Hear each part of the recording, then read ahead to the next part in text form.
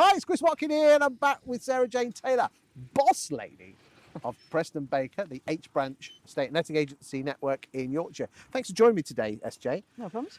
The question I want to ask you is, why are estate and letting agents so awful at training and development? Talk to me.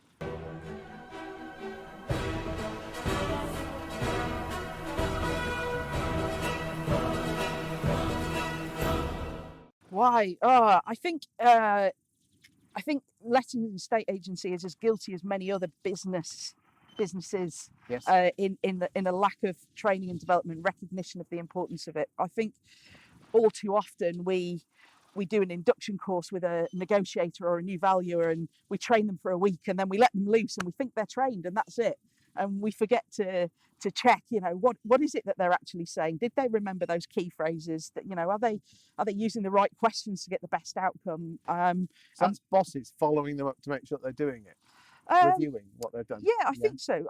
I think it's not just about a leader following up, though. I think it's more about collective responsibility as well. So one of the things I try and encourage within the team is to help each other out.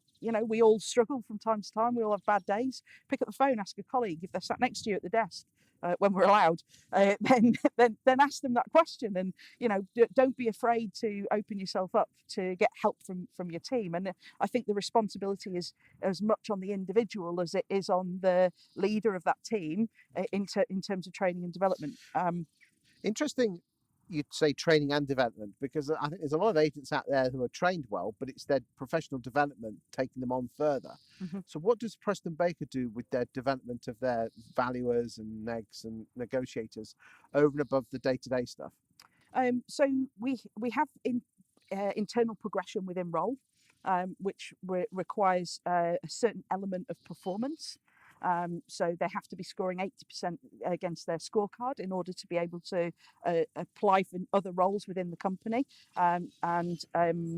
So from a development point of view, we have very key criteria that they've got to get to in order to apply for those. Okay, but are you helping them with that development? Like, putting how many times have we seen a great lister absolutely fall flat on their face when they go and be a branch manager, because they might be good with the punter, but that doesn't make them a great leader. Yeah, indeed. So we run a management development program for our future leaders and our newly appointed leaders. We have a management development program to teach them the skills. What does that look like? So it's a 12-month course, attended monthly. You have to apply to join the management development program. It's an interview process to be selected, and we run monthly sessions on all the different aspects of being a leader within a team. Now, whether or not that's identifying training needs, the coaching cycle, how to deliver quick fix coaching, how to do mini one-to-ones, weekly one-to-ones, monthly one-to-ones, how to make sure that they're not just a review of the numbers, but actually investing in the skills of those people. So a one-to-one shouldn't purely just be, okay, well done, you hit 100% there, but you hit 60% there. That's not good enough. Look at the reasons why and explore what you can do differently and what value can I add as your leader to be able to move you forward in that. So that seems quite rare. I don't think many agents do that, do they? I don't know. I don't know. That's what we do, and, Okay. and that's. I mean, interestingly, you said in a previous video that in terms of career progression, all of your senior people tend to be created from within. Yes. That's quite rare in estate and letting agencies, isn't it? Yes, I think so. I think people often try and jump from one company to next to get the promotion or that next challenge within their role.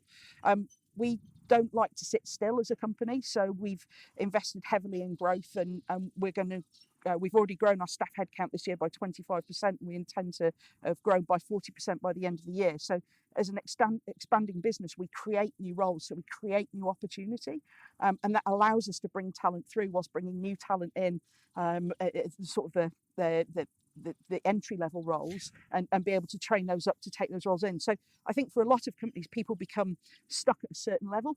So, they get to manager level, they get to area manager level, and they're there for 6 weeks, 6 years, 20 years. They might never move on, and that caps other people's progression. And we try not to put in those barriers, those glass ceilings. And why has that come about? Has that come about because the bosses at the top are driving it forward, or is that a combination of the team as well?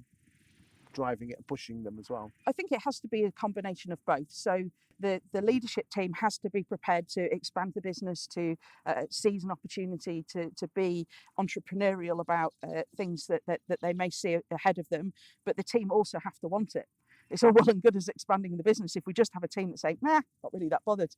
You have to have a team that's hungry, that wants to do more, that wants to drive their own performance. And, we're lucky that we've got some really great individuals that want to do that and want to be on that journey with us. Do check them out. And Sarah Jane's on LinkedIn, and I'm sure you'd be more than happy for someone to touch base with you, reach out to you and pick your brain. Very forward-thinking firm. That's why Peter Knight does love them so much. Give these guys a call and find out. I know SJ said she'd be more than happy to take calls off anyone for guidance and support. Yep, Thank you for your time today. Thanks, Chris.